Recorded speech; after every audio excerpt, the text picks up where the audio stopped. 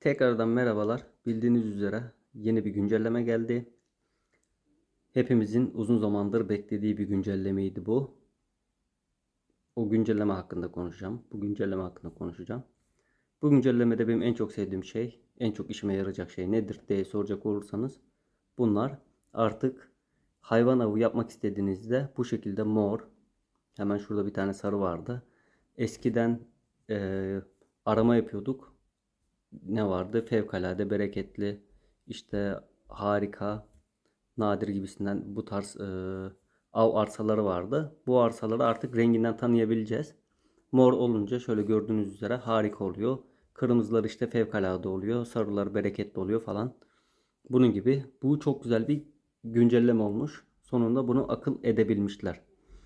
Şimdi bu videoda daha birçok şeyi akıl etmişler. Hepsinden bahsedeceğim. Tamamen paraya dayalı bir güncellemeyle tekrardan karşı karşıyayız. Burada neden bahsedeceğiz? Bu güncellemenin en çok ses getiren ve de herkesin en çok beklediği şey neydi? Komutanlardı. Komutanlar hakkında konuşacağız. Etkinlik dükkanından konuşacağız. Sezondan konuşacağız. Biraz yoğun bir video olacak. Uzun bir video olacak. Umarım sıkılmadan izlersiniz. Şimdi öncelikle sezondan giriş yapmak istiyorum ben. Pardon, yanlış yere tıkladık. Evet. Burada yeni gelen 4 tane sezon var. Bu sezonlardan 2 tanesi komutanlarla ilgili. Bir tanesi itemle ilgili. Bir tanesi de yeni gelen Ragnar şampiyonuyla ilgili. Şimdiden haberiniz olsun arkadaşlar. Şimdi bizim efsanevi sezon, İlk bakacak olduğumuz sezon efsanevi sezon. Bu sezon diğer sezonlar gibi çeşitli ödüller yaparaktan bu sezonda da puan kasacağız. Şöyle söyleyeyim size, bu sezonu eğer alıp sağ taraftaki ödülleri de elde etmek istiyorsanız şöyle göstereyim hemen. 20 euro gibi bir parası var. Farklı platformlarda fiyatı değişebilir ama ben de Android oyuncusu olduğum için, telefonda oynadığım için 20 euro bir fiyatı var bu sezonun. Şimdi bu sezonu eğer ben parasız oynayacağım, yani ben hiç para yatırmayacağım derseniz, efsanevi sezon için konuşuyorum öncelikle. 12 tane şu gördüğünüz askere alım kartı veriyor. Ücretsiz bir şekilde. 29 tane de komutan bilgili kitabı veriyor. Bu komutan bilgeliği ne işe yarıyor? Komutanların XP'sini yükseltmeye yarıyor. Yani yükseltmede kullanacağız bunu. Ama ancak bu sezona 20 euro gibi para verirseniz 100 tane komutan bilgeli, 100 tane Rollo parçası. Bu yeni gelen efsanevi komutanlardan. 100 tane Rollo parçası, 13 tane asker alım kartı, yani şundan. Bir de şu gördüğünüz askeri erdem jetonlarından da, yani puanlarından da 220 tane veriyor. Daha sonra bir yan tarafına geçtiğimizde bunun bir üst seviyesi var. Bunda da ücretsiz bir şekilde 33 tane komutan bilgeli, 12 tane de temel askere alım kartı alıyorsunuz. Ancak bu diğerine göre daha tuzlu. Bunun fiyatı da göreceğiniz üzere 100 euro gibi bir fiyatı var.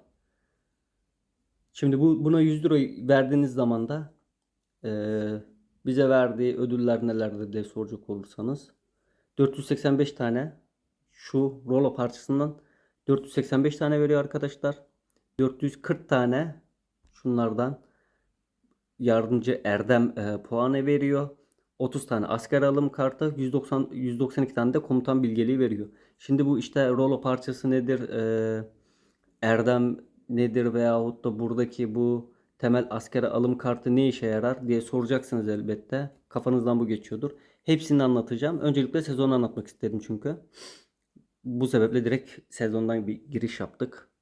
Şimdi dükkan parası dediği yerde bizim şampiyonumuzu alabileceğimiz bu her zamanki dükkandaki jeton biriktiriyorduk. Bu sefer Viking parası koymuşlar bunun adına.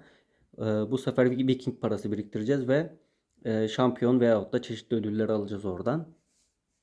Şöyle söyleyeyim size. Sol taraftakilere para yatırmadan sadece sol taraftakileri almak isterseniz Toplamda 19.000 puan elde ediyorsunuz. Sonuna kadar geldiğinizde. 2 hafta süresi var bunların hepsinin.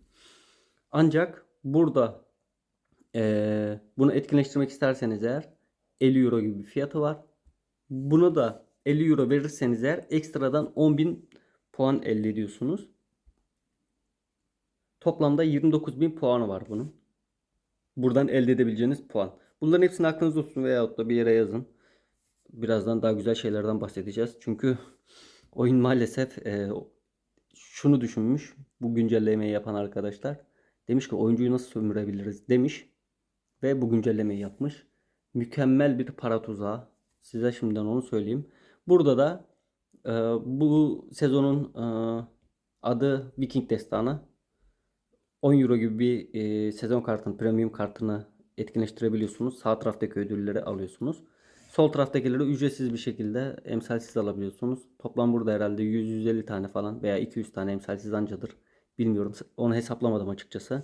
Ancak şu mor çantaları bizim için çok kıymetli. 10 euro gibi bir fiyat verirseniz eğer de bu mor çantalardan 12 tane elde ediyorsunuz. Şimdi bu itemlerin güzel tarafını birazdan size anlatacağım.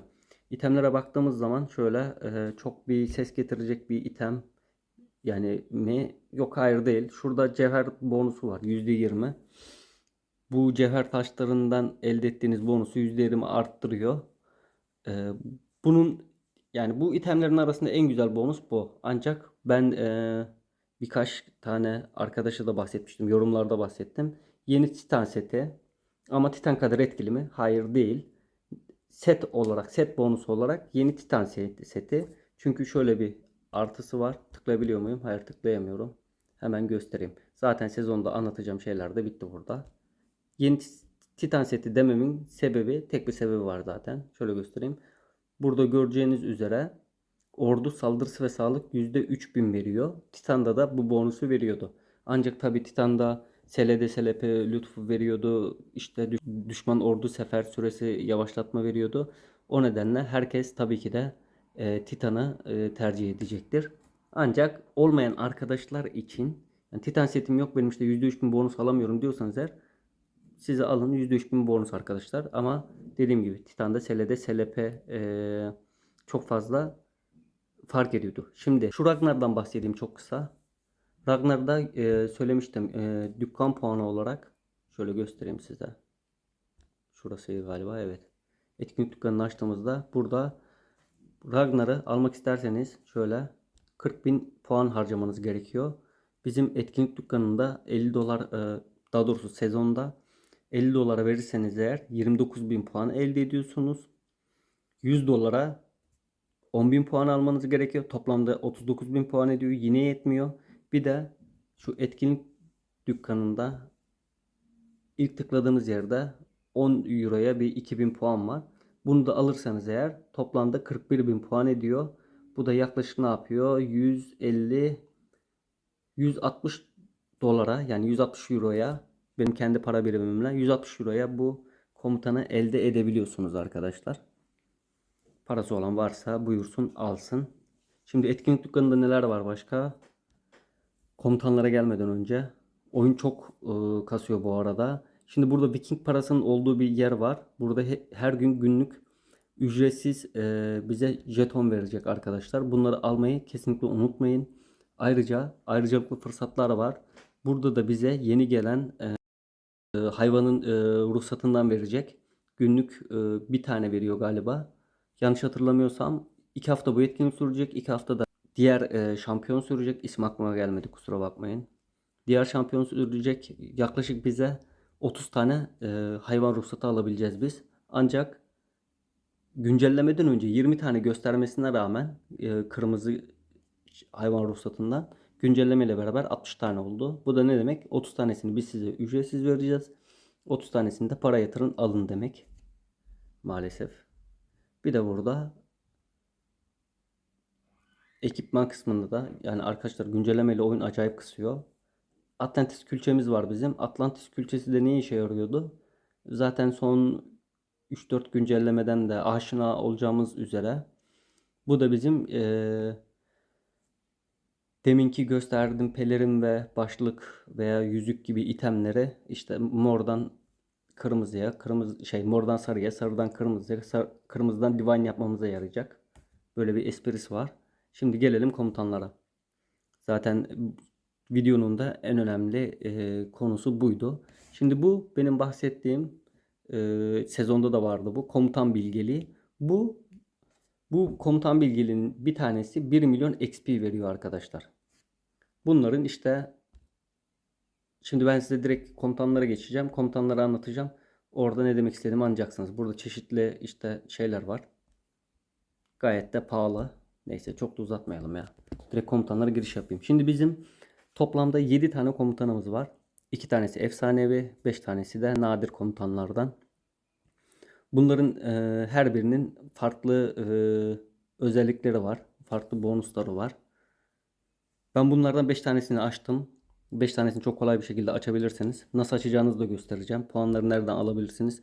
Onlardan da bilgim dahilinde bahsedeceğim size. Şimdi örnek veriyorum, Silas'a gelelim. Şimdi bu komutanı açabilmeniz için bakın şöyle tıkladığımız zaman Silas'ın sol tarafta kitabı var. Bu kitaptan bir tane olduğu zaman bu komutanı açabiliyorsunuz. Ancak bu kitaptan bir tane olması yetmiyor.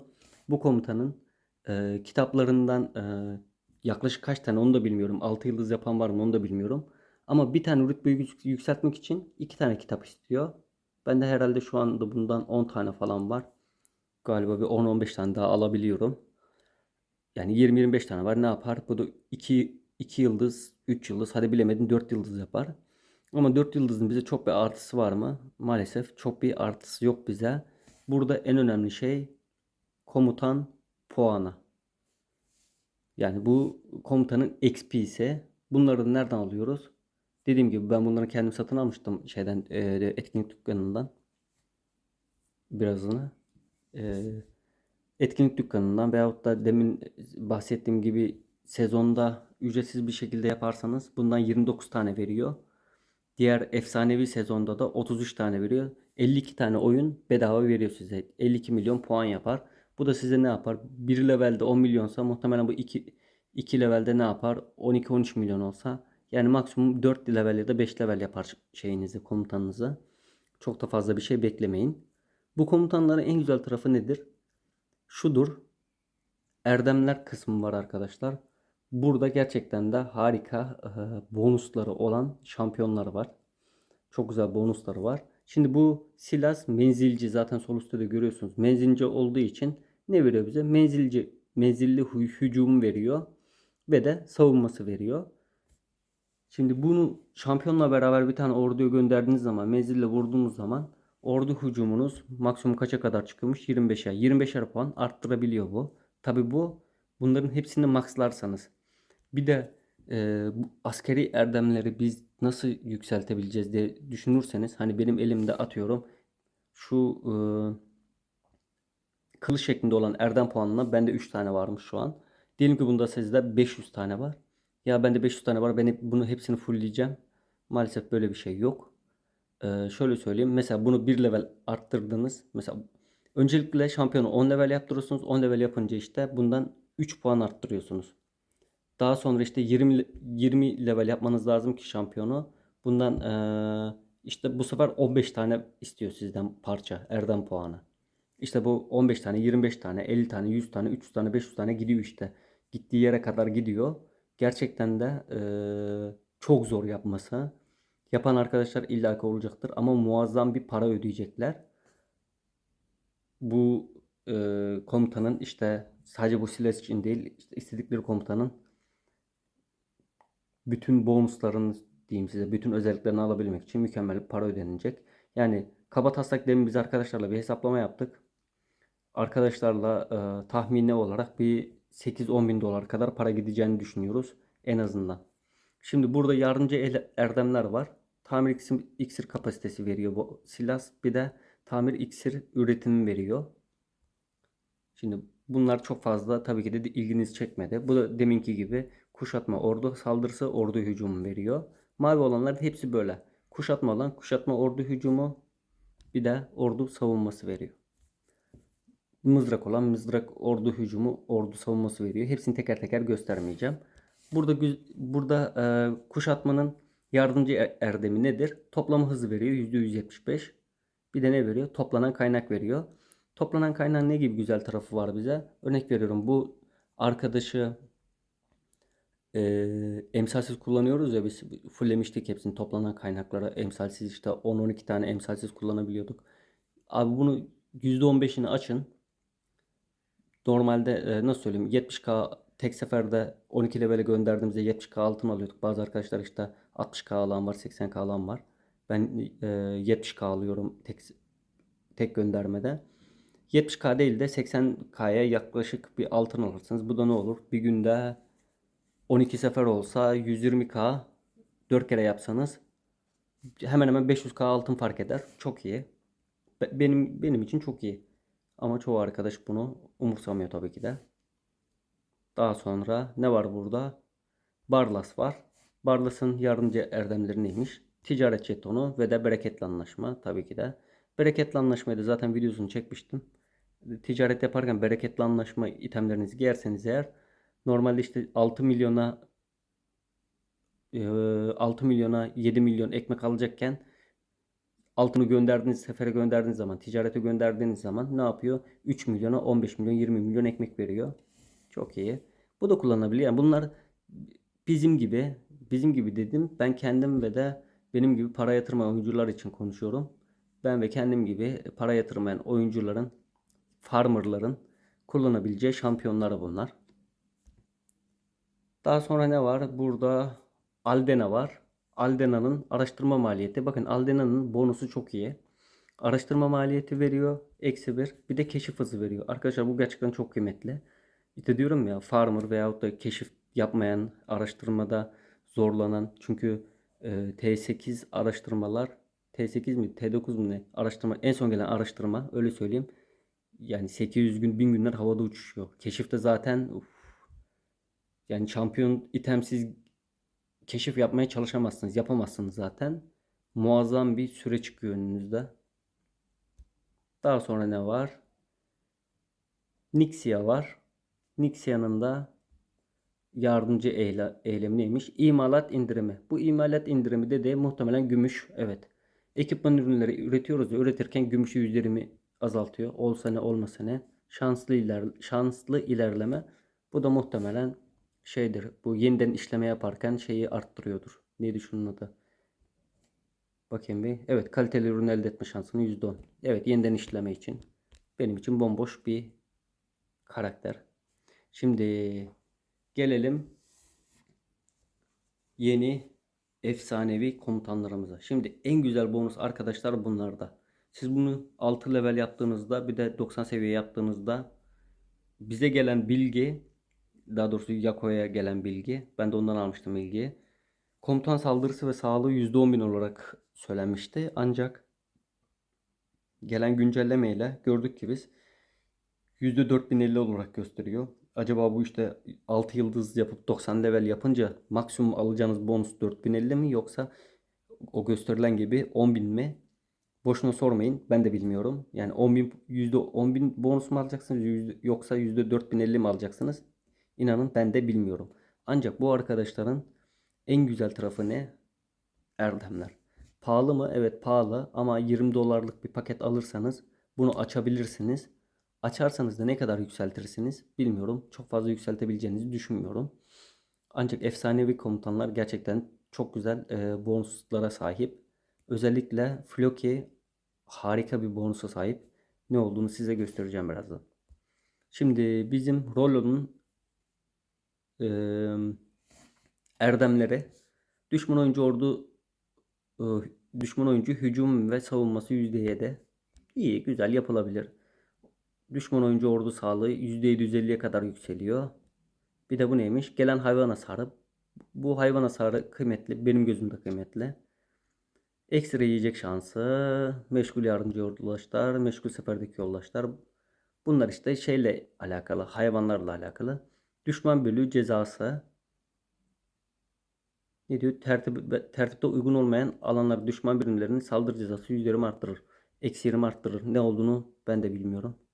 Savunma hücumu -10. Şampiyon imtiyaz soğuma değiştiricisi -10. Şimdi bu Rolla'nın şöyle bir bakınca da çok da bir esprisi yokmuş. Ama şurası çok güzel. %4050 bonus. Gerçekten de güzel bir bonus. Artı mızrakçı saldırı sağlık ve süvari saldırı sağlık veriyor bu arkadaş. Şimdi gelelim Floki'ye. Floki yine Rollo'daki gibi 4050 saldırı ve sağlık veriyor bize. Silahşor saldırı sağlık veriyor %450. Bir de akım boyutu veriyor. Akım boyutu %55'e kadar yükseltebiliyorsunuz. Bakın bu harika bir bonus arkadaşlar. Gerçekten de çok çok iyi bir bonus. Ama daha iyisi var. Ne olduğunu hemen göstereceğim size. Şimdi burada ordu hücum savunması artı 12'ye kadar veriyor. Düşman oyuncu sağlığı eksi 750, çok önemli değil. Hayvan hasarı geç. Yağma karşılaşması soğuması diyor. Ee, Yağma ile alakalı. Bu da neymiş? Muhafız düzeni %25'e kadar veriyor. Muhafız düzeni dediği neydi? Kampa vurduğumuzda ekstra sandık alma olasılığını %25 arttırıyor. Şimdi burada 3 tane de erdem var. Düşman bölük cezası %35'e kadar. Bir de bu neydi? Güvenli bölge soğuması. Şimdi benim bu komutanda en çok hoşuma giden erdem özelliğine geldik. Erdeme geldik. Özel erdemlerde ortaya tıkladığınız zaman bakın arkadaşlar. Muhafızın SLD ve de SLP lütfunu bunu açtığınızda %75 olarak alıyorsunuz. Maksimum seviyeye 6 levele getirdiğiniz zaman da %125 bonus alıyorsunuz. SLD ve SLP lütfu. Normalde yan bonusları oyuncuların görmüşsünüzdür illaki Atlantis'te veyahut da normal saldırılarda adamı mesela 100k mızrak vuruyor, 30k süvari kılıç, ne bileyim menzil, hepsi böyle 30 çıkıyor. İşte bu SLD ve de SP lütfundan kaynaklı bu yan bonuslar. Bunun da işte %225 olduğunu varsayarsanız ne kadar artacağını siz düşünün. Ne kadar bonuslara fark edeceğini siz düşünün. Hani biz diyorduk ya 100k bonus, o ne kadar çok bonus, veya 200k bonus görünce ya çok fazla değil mi? İşte artık 200k'dan ziyade sanırım 350, 300, 350, 400k gibi bonusları rahatlıkla artık görebileceğiz. Üzülerek söylüyorum. Bunu da belirteyim size. Yani burada hangisini alırsınız, ne yaparsınız bilemem ama şimdi bu, örnek veriyorum, ben diyelim ki Floki'yi aldım. Yani bu Floki'yi benim için 90 level yapmak bir hayal yani. İnanın bunu para basmadan hani bir anda yapayım, hızlıca yapayım, yok. Yani en azından şunu yapsalardı keşke. Ee, Normal kamp saldırıları yaptığımızda biz şampiyon XP kasıyorduk. Keşke bunların XP'sini de o şekilde kassaydık. Ama daha zor olsaydı, örnek veriyorum, 3 tane 100 level şampiyon şampiyon leveli atlamış gibi XP katsaydık keşke. Yani çok zor yapsalardı bunu ama yine de bir şekilde yapsaydık. Ama bir yandan da şöyle bir güzel tarafı var. E, Paraya dayalı yapmalarında bir yönden de sevindim bu XP olayını. Neden diye soracak olursanız. Yani şimdi ben dedim ya, normal kamp 100 level, sıfırdan 100'e kadar yükselen atıyorum. 1T XP gerekiyor. 3 tane olsa 3T XP gerekiyor. Biz bunu yapmak için muhtemelen 2 hafta, 3 hafta, 1 ay, 3 ay neyse uğraşacaktık. Ama bot kullananlar abi botu bir açardı. Bunu hemen bir haftada, fazla zaman geçmeden hemen tık tık tık tık hepsini yükseltirdi. O yönden de bir yönden de iyi olmuş yani açıkçası. Bir yönden sevindim, bir yönden de bir burukluk var içimde. Çünkü 90 leveli görmek benim için bir ulaşılmaz bir hedef yani şu anda.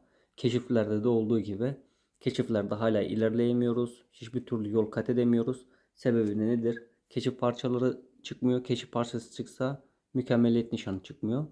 Ee, Bu şampiyonlar, daha doğrusu komutanlar maalesef keşiflerden daha pahalı. Ki etkinlik dükkanına da baktığınızda, göz attığınızda ne demek istediğimi anlayacaksınız. Şimdi unutmamamız gereken bir şey var. Komutanlara tıkladığımızda şurada sağ üst köşede komutan alımı diye bir yer var. Buna tıklıyorsunuz. Arkadaşlar bakın, asker al ücretsiz diyor. Bunu almayı kesinlikle unutmayın. Yanlış hatırlamıyorsam 10 dakikada bir tane veriyor. Evet. Toplamda da herhalde 6 kere mi veriyor, 7 kere mi veriyor bilmiyorum. Bunun da esprisi nedir? Yani güzel tarafı nedir? Size şöyle yapayım. 10 tane alayım. Bakın bu tarz ödüller veriyor. Bu Aldena kitabı, Barlas kitabı bizim komutanımızın seviyesini arttırmada işe yarıyor. Erdem puanlarından da zaten bahsetmiştim demin. Bir de yanında ekstra böyle 24 saat hızlandırma. Demir çok gereksiz olmuş. Keşke sadece hızlandırma verselerdi. Şimdi sen bu komutanlar yeni geldi. Bu Aldena'yı nasıl aldın diye soracak olursanız. Belki de videonun en başında söylemem gerekeni en sonunda söylüyorum. Kusura bakmayın. Çünkü çok fazla konu vardı.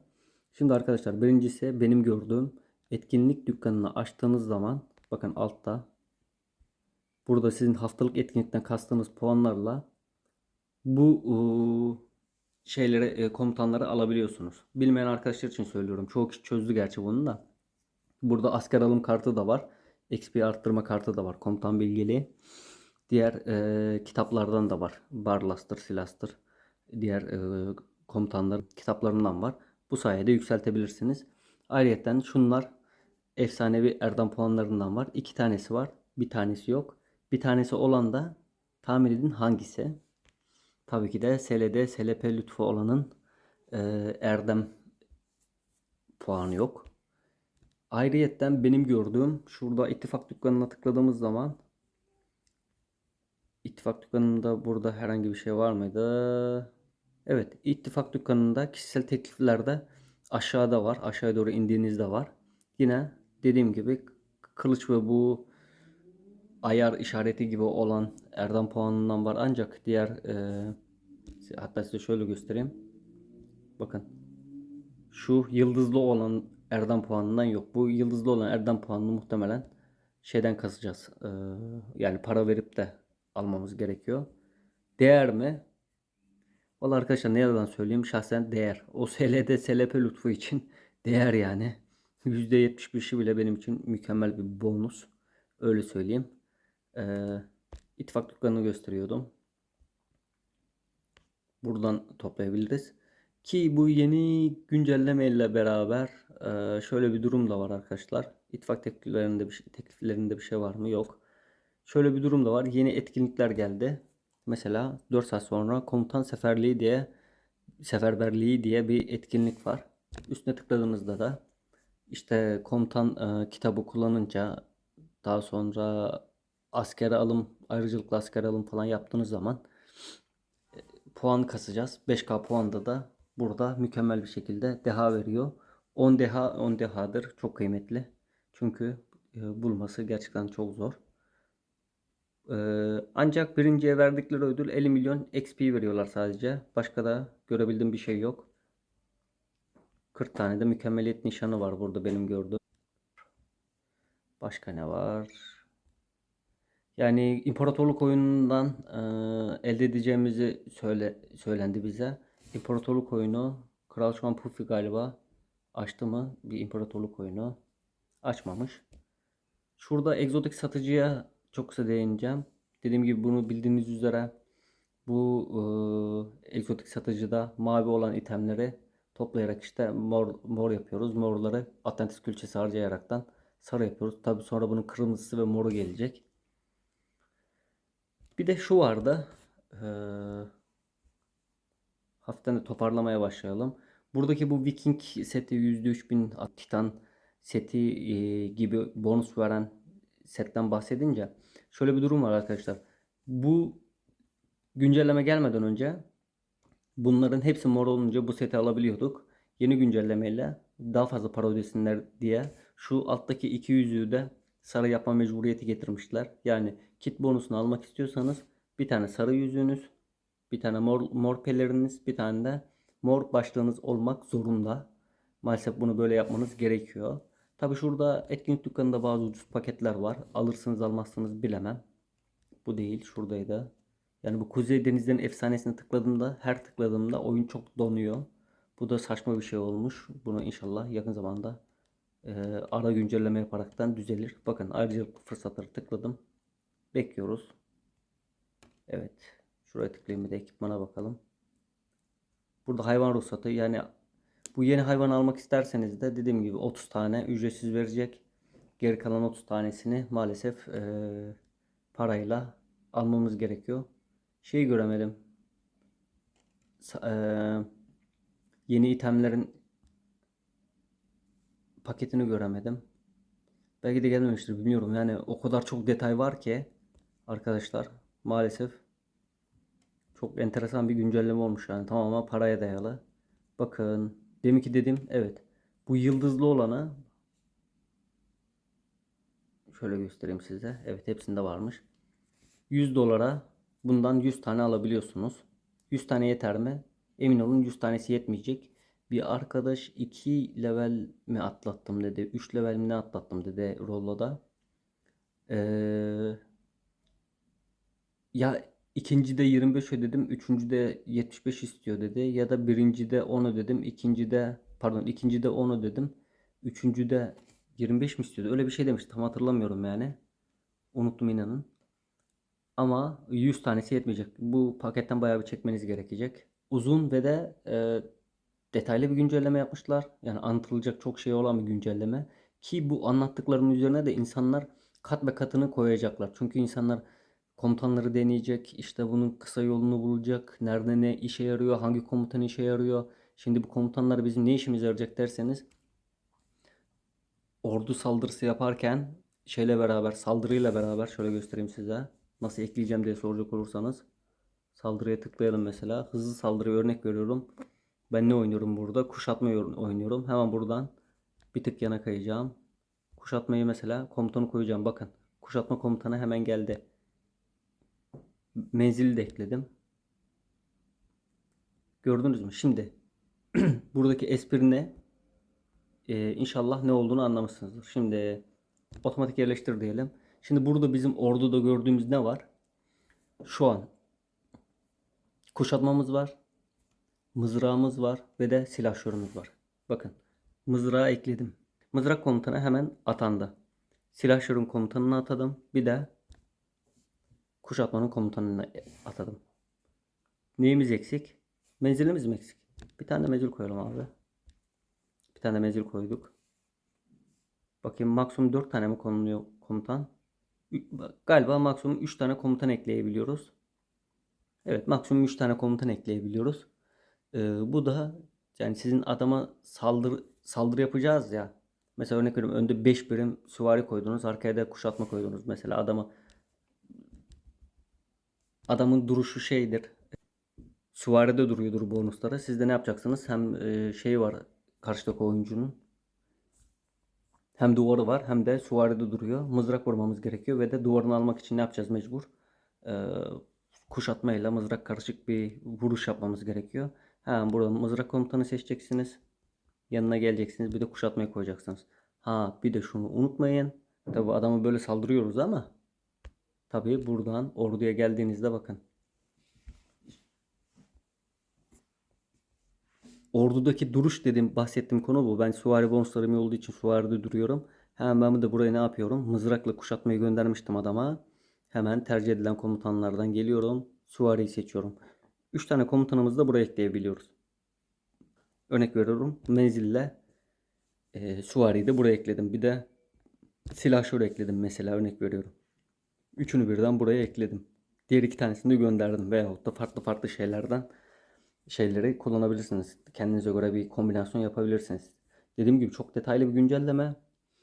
Bu güncellemenin çok fazla, bu gördüğümüzün belki de 5 katı 10 katı daha fazla şey göreceğiz maalesef. Detay göreceğiz.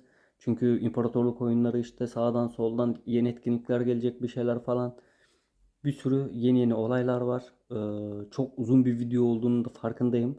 Ama inanın, bunun gibi en az 3-4 tane daha video çekilir bu konuyla alakalı. Çünkü her komutanın kendine has bir özelliği var ve her birini bir videoda anlatmak yetmez. Çünkü mızrakla savaşacağım, işte komutan, sadece komutanı gönderebilirsin, işte şampiyonla gönderebilirsin, işte mızrak komutanı kalede durursa nasıl olur, şampiyonsuz gönderince nasıl olur, şampiyonlu gönderince nasıl olur, kampta nasıl olur, işte hepsini denemek lazım. Hepsini denedikten sonra da detaylar ortaya çıkacak. Dediğim gibi bunun sadece bir tane komutanla bile birkaç tane video yapılabilir. Bunları da öğrendikçe paylaşmaya çalışacağım. Elimden geldiğince detaylı anlatmaya çalıştım. sıkıcı bir video olmuş olabilir. Bundan dolayı da herkesten af diliyorum. Anlatacaklarım da bu kadar. Videoyu arada kestiğim için özür dilerim. Ee, Ve de bana kalırsa çok fazla da para yatırmamaya çalışın. Boykot çok işe yaradı. Fark ettiyseniz son zamanlarda paketler hep 5 dolar. 5 dolar, 5 dolar, 5 dolar, 5 dolar paket geliyor. Hepimiz de bunu çekiyoruz.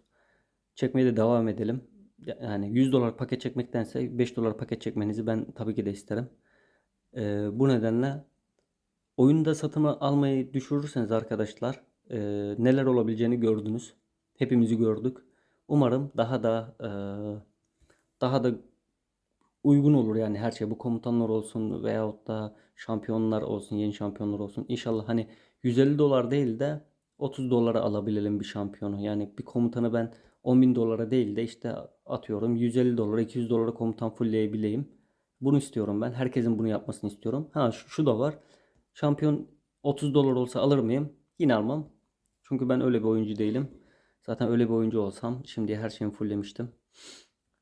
Veyahut da komutan yani komutanı yeni gelen bir güncelleme diyelim. Komutanlar için konuşmayayım da yeni gelen bir güncellemenin benim onu anında alıp yapabilmem için maksimum fiyatının 9,5 dolar olması lazım. 10 dolar olduğu zaman arkadaşlar benim moralim bozuluyor. Çünkü insanı soyuyorlar, soyuyorlar.